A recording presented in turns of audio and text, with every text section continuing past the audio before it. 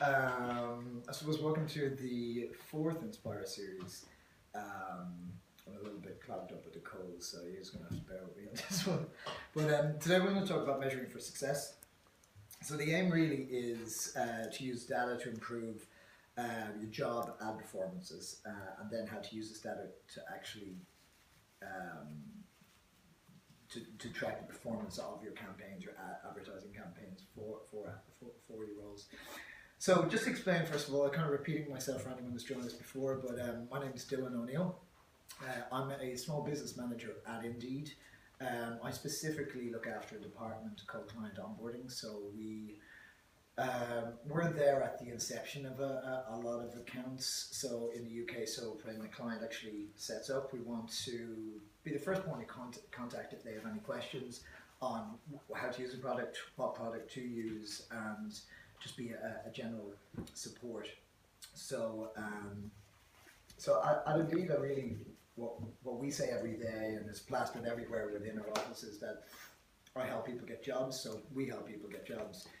So the purpose really behind that is that we help people get jobs, but this means that we're also passionate about the candidate and make sure that everyone who's looking for a job has the best experience and obviously has the best chance to get hired, obviously. So for us, it's a partnership between Indeed, our customers, and then the job seeker.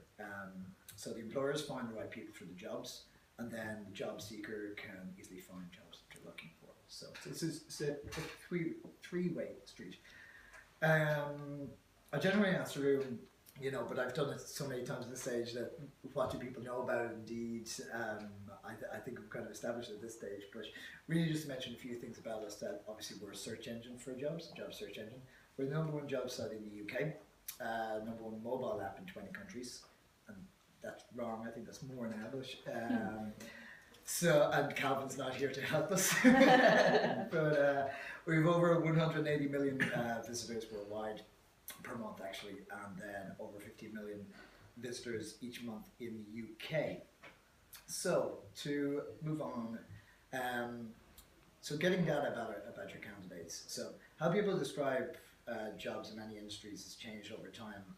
I mean, terms that didn't exist in the mainstream job search 20 years ago are now cropping up. So you wouldn't have had social media managers, even up until almost 10 years ago, or UX designers, not even knowing what UX would be at that time. And now it's such a common, particularly in the world that I work in, it's just it's a job title that you see crop up every day, or we're hiring for it. So using data tools to analyze changes in job seeker behavior will make sure that your job adverts are targeting today's job seekers essentially. Even subtle changes to, as I mentioned, user operations, or UX, sorry, a moment ago. A lot of people know what that is if you're in that industry, but using the actual words user experience versus UX is going to make a massive difference. Now you can try it both ways, obviously, and we'll kind of cover that, but it's going to make a big difference in terms of search. And then it's really interesting that, never mind the job titles, but in terms of skills that have emerged over the last 10 to 20 years as well, is completely different as well. I'd love to show examples, but we don't have a presentation, but there are some funny ones that I would never have thought out, but taking examples from companies like Google and Airbnb with these very, very interesting job titles, I think one was fantasy coordinator. Wow. I would like to see the job description. So measuring job title performance then. So I, just from my day to day, some of my smartest clients, generally do split tests to make any decisions. So for example, marketing coordinator 3 versus, it's a very specific job title. So why not just have marketing coordinator? These are many of the questions that my team are hit with every day, and we deal with, is that it's not that you're doing anything wrong, you just may be sitting on the fence as to what the right job title. In the first Inspire series we did, where I did have a presentation, I actually showed that there was an amazing tool that we now use that we haven't used previous to that presentation, Google Trends. So my team now have a look at that. So when a client actually contacts us, say for instance, one of the most common small businesses that we do would be care worker, support worker, recruiting agencies, or franchise like Home Instead, for example. The most common question, and we don't need to check Google Trends anymore because we know the answer, but which should you set the job title as support worker or care worker? You know, it's such a basic question or something so simple. But by using Google Trends, what we do, we're doing a split test, which is, you know, putting them against each other essentially. Doing a search for the last 30 days, so it's as recent as possible, choosing the location, so UK is fine, and then seeing that, you know, care worker is more searched, it'll give you the data obviously, but is obviously more searched for than support worker, so there's the answer to your question. So using tools like that, as basic as it is going to answer a lot of your own questions. Now obviously we're happy to answer those questions for you at Indeed, but you know, these tools are them. So changing these basic job titles, or something so simple as instead of using an abbreviation, it's going to, you know, have a higher impact on the performance of your ads if you're advertising your roles, or obviously the amount of, when we talk Indeed, we talk in terms of clicks, so the amount of people actually are seeing your ad. You know. Kind of off point, but an interesting statistic that we'd actually pulled is that job descriptions between 700 and 2,000 characters receive 30% more applies. So I've never actually seen that statistic internally before. That's from us, but I mean it's very, very clear. And when we talk to, knowing that myself and my team, we deal specifically with small businesses, it seems so simple, but to communicate that actually writing a healthy job description is, you know, a make or break for your ad, really. A lot of people think, well, I'm only hiring a hairdresser, so they just need to know how to cut hair. But then when they contact us with problems, say, I'm not getting the right candidates, well, you've told the candidates what you're really looking for. So having a detailed job description is going to obviously matter in terms of Indeed and search engines, in terms of keyword search, but then you're going to actually get the qualified candidate. Yeah. And is that number you just said like the usual, or is that longer than a lot of people would think? That I think it was 800 to 2,000 characters. Is that? I mean, I don't have a stat on what the norm is. I'm more kind of, I know when I open a client's account, I almost know what a healthy job description looks like based on the structure of it. Yeah. When it's just really messy or just a paragraph with maybe like, you know, 4 lines, without even reading it, I know from the get-go, well, there's a problem. Yeah. They may have some important content within that very basic paragraph, but really if you lay it out to be a lot more clear. We covered in one of the other Inspire series that we did that how important that this is. And you know, I'd love to, if I could bring up, you know, a good looking job description, not even looking at the wording, you instantly know yourself. It's got, we mentioned before that it's important to show maybe the company's personality initially, so give an insight as to why would this person want to work for the company, and then getting into the nitty-gritty in terms of experience and whatnot. So, so next up, I suppose we want to begin measuring the performance of your ads. So at Indeed, I've mentioned a few times, and I'm kind of harping on, but we're such a heavily focused, data-driven company. We try and impart this and encourage our clients to be the same. Myself and the rest of the small business team, we definitely sympathise with small businesses, knowing that there's not always the time to be quite as, you know, focused on this. But at the end of the day, it's only going to do good things for you in terms of like saving money and time to actually, you know, to measure what's actually going on. So if you adjust your job content or testing job titles or even job descriptions, but you aren't tracking you don't really know what works, so that this is why it's so important to us. So a lot of our larger businesses will talk about, let's say for example, ATSs as a tool for tracking, applicant tracking systems, but knowing that this is not something that, some small businesses do use it, but this is generally quite a hefty charge to use an ATS. So it's not something that, if you're just hiring 1 or 2 people a year, it's not something that you're going to add on to your advertising budget is using an ATS. So the beauty of a company like Indeed is that we provide free tools within the product to actually help you with this. We call it our Indeed Performance Report. Now it's a free product once you're actually sponsoring your job ads. That's kind of the condition in and around it, but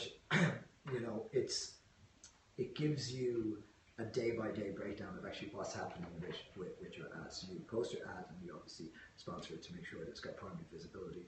But with that, then where is your budget going? What is it working? Is Indeed the right source for you, or should you use another source? So this is why we want everything to be very transparent.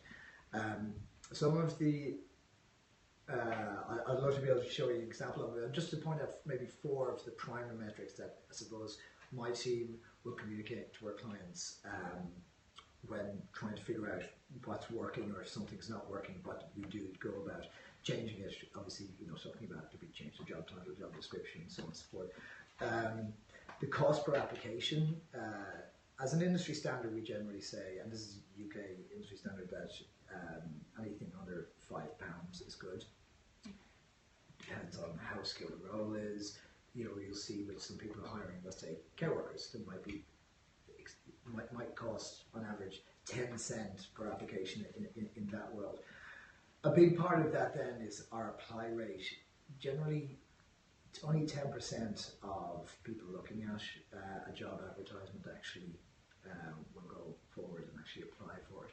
So if we see a lower amount of this, there may be something wrong that we want to obviously help clients fix as well.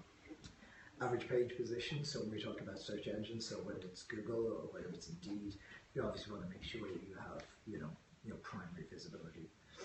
And then obviously when we talk about Indeed, we've got average cost per click as well. Yeah.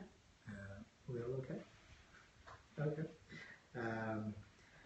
I suppose generally at this point we'd probably ask the room if there's anybody, like how people go about tracking, but I suppose we just open up a conversation to ourselves and just whether you're hiring or not, does it make sense why you would go about this then? So you obviously want to make the right decision, test everything, like we're obsessed with it.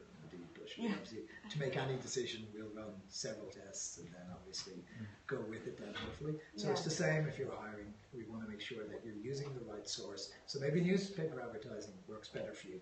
Who knows? If you're hiring for a barman, maybe that will work better for you. But obviously test it versus all of the sources available. So for example, if you're trying Indeed and you're using something else as well, see who wins and track it. I think it's really useful because sounds like you're sort of putting a mirror in front of businesses and kind of showing them kind of things that they might not have thought of before. Particularly things like the way in which you describe job descriptions and how actually, marketing coordinator might not be the most appropriate language for that. It might be something that's a bit more specific. There might be someone else that another employer is doing which would actually increase the applications. So that's it. It's question everything, I suppose. Don't assume that what you have in mind is definitely the right way to go. So have a couple of tests and see what happens. We've done some track links in the past where then when we go and see where the traffic's coming from, it isn't at all what I would have expected. And it's very interesting because you think, I put it out on this source, and this source, and actually everybody's coming from that one. And then that gives you an idea of how you should be targeting and where you should be going in future. So not even just... Don't kind of waste your time on this throwing things at one place where you're never actually getting any traffic from. Exactly, and we're talking, this is kind of speaking generally about, recruiting, but I mean, in anything, particularly for you guys, knowing that you've got such a heavy online presence, what works best in terms of social media? Is it Facebook? Is it Twitter? Yeah. So I'll let you guys answer that question. So sort of, I guess kind of logistically for a company that wants to do the test, what would be sort of the first steps? How should they set that up? Do you think a couple of different job titles, a couple of different sources, and do track links? So what's sort of the way? Well, I mean, the advice that we always give, no matter what way you are tracking, as I mentioned, Indeed has a performance report like our product has. That's one great way of tracking it, knowing that there are other sources available as well. So whether it's, if you're tracking something through Google, for instance, but so my point is that we would always recommend that somebody within the business, as small as it might be a butcher with 4 employees. If you're hiring, make sure somebody is taking care of that. So there's not 4 people then taking CVs if they're coming into the shop and handing it in, or if there's somebody handling like their advertiser account on Indeed, for instance.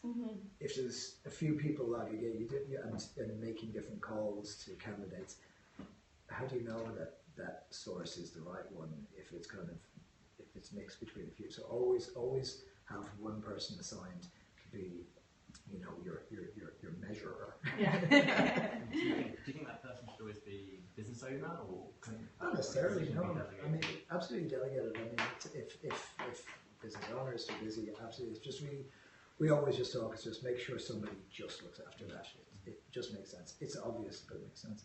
But then when we give this advice to clients, small business clients who contact us, and we notice problems with their ad campaign or campaigns, and we're trying to give them advice. The one thing that we hear so much, and I kind of hate it, is just, I'm just hiring so it's always just. Yeah. It's like, I'm just hiring a hairdresser, I'm just hiring a butcher, I'm just hiring, why would you not give that job description as much love as if you were hiring, a large company hiring a director of marketing? It's you want to fill the role clearly, and you want to do it in the most time-effective way you can. So why would you just write like a couple of lines saying, "I'm looking for a butcher"? Yeah, like put some love into it. Yeah, put some love into it. Yeah, absolutely. And then what would be sort of like the amount of time, a good amount of time? So you write your job description, you make it live, maybe you've put it to a few different sources. Yeah. How would you kind of sit back and wait a couple of days, a week or 2 weeks? I guess it's not an exact process. Yeah, no, absolutely. I mean, it's one of those how long is a piece of string questions, absolutely. But where particularly again with small businesses, they want to have filled the role yesterday. So if they're in contact with me or my team, it would be common that we would ask, so what kind of timeline had you in mind? How long does it generally take you to fill this kind of role? Yeah. And they're like, look, just get the job live. I'm just hiring a butcher. Can we get it? I need somebody yesterday. And it is, because if you're in an environment, small to medium sized business, where it's skeleton staff, and you lose your marketing manager, there probably isn't another person who works in marketing within the company who can step into their shoes to cover that role until you hire the next. So it's generally critical at that point. Yeah. So, to answer your question, is there an normal timeline? Completely depends what you're hiring for. Yeah. If you're hiring for a secretary, you may get somebody in for an interview, post the job today, have somebody in for an interview tomorrow, and start next Monday. Yeah. But if you're, again, hiring for a different skill role, the workforce may not be there. So you could be doing everything right, but the qualified workforce that you're looking for may not exist. Like, it's not obviously quite as big a struggle based in London. You've got a large qualified workforce. But if you're in slightly more rural part of the UK, the role that you're hiring for may not exist. Yeah. I have an example, and I cannot remember the job title. I'd never heard this job title before. Anyway, and the client was speaking to one of my team, and they put them on hold, and they asked me, and I was like, honestly, I've never heard of that job title. And when the client was over, we did a little Googling just to kind of figure out and give the best advice. But it turns out there's only 3 of them in the UK. There are three people who can do that job in the UK. So that's, for us, that's really hard to advise on, because that role could be live on our website could be advertising that job from now until Kingdom Come. So what do you do in that instance? Generally, for something as specific as that, industry newsletters or your own networking should be able to fill. If there's only 3 people who can do that job in the UK, I would recommend maybe trying to find them personally and drag them in. But yeah, I don't know. So that kind of timeline is unreasonable to say. Yes, of course. So we give our best advice. But I mean, traditionally, that's where the tracking comes in. Exactly. So you've got one clip but you do need to allow thing. for time. I mean, if your role goes out today, you're going to have a certain amount of time where you're gathering candidates. Mm-hmm. You're going to go through the interview process, maybe a couple of weeks, and then if you're hiring, because for myself, actually, just building my team more recently, yes, you might have you make an offer and you're really happy and you've got this amazing person who's going to join your team, but they have to work, a 6-week period in the role that they're in at the moment. So you could be looking at 2.5 months before you have a bum on seat. Yeah. Which is not great, Yeah, but this is obviously, tracking is so important, but forward planning is just common sense, I suppose, with these things. It's like, but again, knowing that small businesses, it very much is, everything's very rosy in the garden, and somebody leaves, and then it becomes critical straight away. So. Yeah. Based on your customers, are there any particular sectors or job roles that actually, there's quite a skill shortage, people are really struggling to fill certain positions? For us, one I regularly see when I see an encounter a client query to do with drivers. When I say drivers, I mean generally truck drivers. It's a massive, massive problem. So it's just such a shortage, and it's not just in the UK. I found that more recently in the US.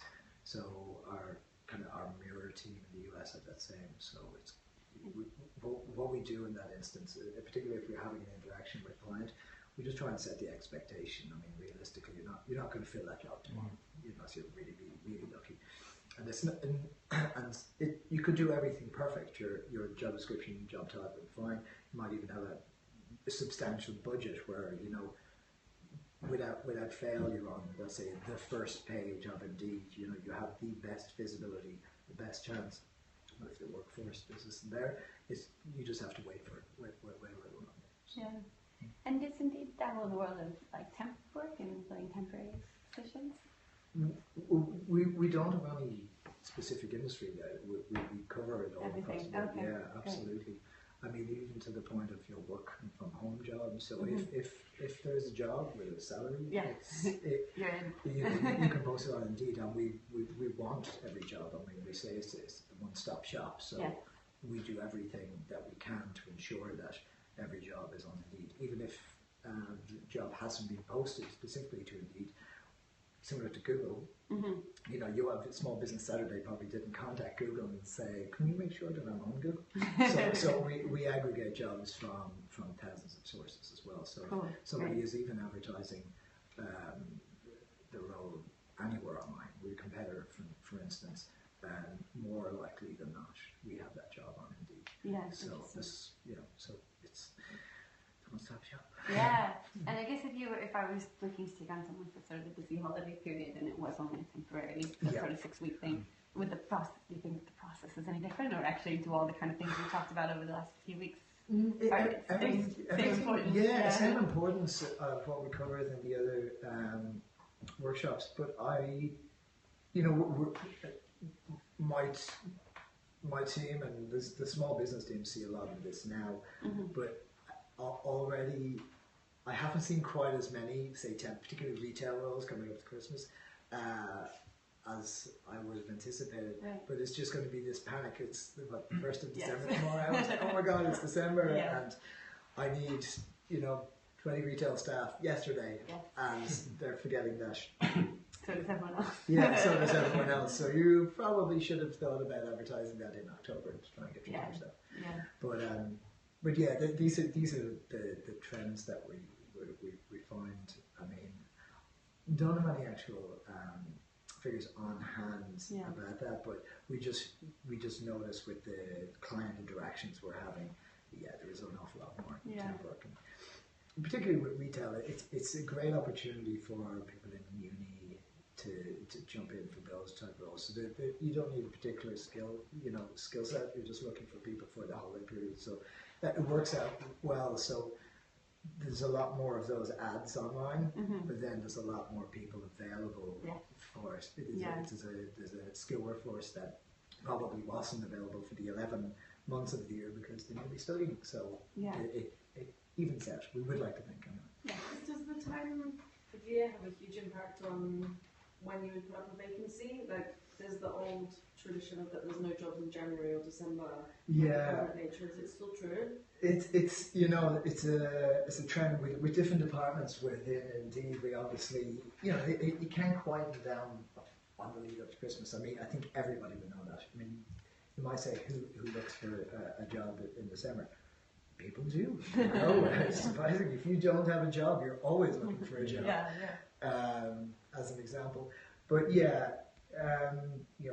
January is huge, and just in recruitment anyway. So, New Year's resolutions coming back after Christmas.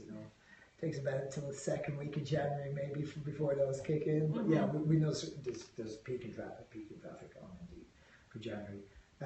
We don't notice a huge drop in December, but trends just change. So a lot of our larger clients, let's say, not speaking in terms of small business, larger clients, they're starting to plot their campaigns for the next year during the summer. So West we're not slightly on that end, but they're getting ready for, it goes nuts in January really for everybody. So for recruiters, and then in turn that will affect, or even our small business teams will be very busy because everybody's posting jobs. Yeah. Absolutely. And we had any questions from you? Let me see. Okay, so someone's replied to when we said there's no normal timeline for hires for a new business team member. Yeah. It's the same, but how much? Like, how much time should we allow? I mean, it's a tough question to answer. If it was a specific job title, I might be able to set an expectation because we do with our clients. But I mean, as I kind of touched on, maybe by the time you actually post or advertise a job, wherever you have that, to maybe gathering resumes for minimum 2 weeks. I mean, you obviously want to get the best CVs that you can in. I mean, if you might have a lot of traffic in your first few days, but it's best to leave a little while and just find the best, not just hire the first person you see, obviously. So 2 weeks for that, and then whatever your interview process is, then that can take a couple of weeks. And then obviously being sensitive to the fact that if the potential candidate is currently employed, what is the period they have to work out in their current job, I suppose. So no definite answer, and I'm not sidestepping it. There really isn't. There's so many different factors that will affect it. I mean, that's really what it comes down to. It sounds like 6 weeks, I suppose. I would say it's a reasonable, for a reasonable kind of general answer. I'd say 6 weeks. Yeah. I think it's always like for us, I think we have to remember to think about it way sooner than you think you're going to need to. And that's it. Planning is key. Yeah. But again, we know small businesses that you've got 5 employees, one leaves. Panic. Yeah. Of course. Let's say if you hired someone and you went through the process and it took 6 to 60 weeks, let's say. Yeah. When they started and they were in a 6-week probation and it didn't work out, if you then wanted to fill that role again, should you feel obliged to change how you did it, or is kind of? I mean, if it didn't work out because the candidate, now employee, is just not the right fit for your company, maybe that comes back to maybe your job description. I know that's not going to solve everything, but maybe I think in the Inspire series too, we talked about being transparent. Mm. So maybe you weren't quite as transparent with what the culture of your company is, or what you really want from the candidate. They may have started working there and may not be happy. That's not why it's not working there. It's a two-way street, obviously. If you're completely transparent with what the role is and what the culture of the company is, then the onus is on the job seeker, the candidate, I suppose, and then the employee. So, unfortunately, some people can write spectacular resumes and interview fantastically, but not perform well. So it's an incidental that you just have to be prepared for. Can a longer probationary period protect you in any way? Do you think it scares people off if there is a 10-week probation? In my experience, not necessarily. I mean, I'm kind of taking a stab in the dark at that one. I don't know. I mean, I can't imagine people feel on edge too much when they're on a probationary period, but if they sign a permanent contract, probationary period is just something that it loosely protects the company, I suppose. But I'm not sure by extending it. And we can look into that. Is it something that every business does? Has a probationary period? Small business is not quite as common, actually. Really, it's just because there's not a HR department in a lot of cases. So having a structure around like a probationary period, or it's kind of like make it up as you go along. Otherwise, then really, which is one of the struggles, and I suppose organisations like yours, and I mentioned I worked for ISME years ago as well, those bodies can offer advice on that then. So if you don't have a HR department in-house, probably best seek an external vendor to be able to provide that information and be able to answer those questions as well. So again, my team will obviously give the best advice we can, but we're one industry outside of in terms of contracts and what best practices there. I'll be best cut to an expert on that. Yeah. Well, thank you. We might take you offline for the rest of the questions.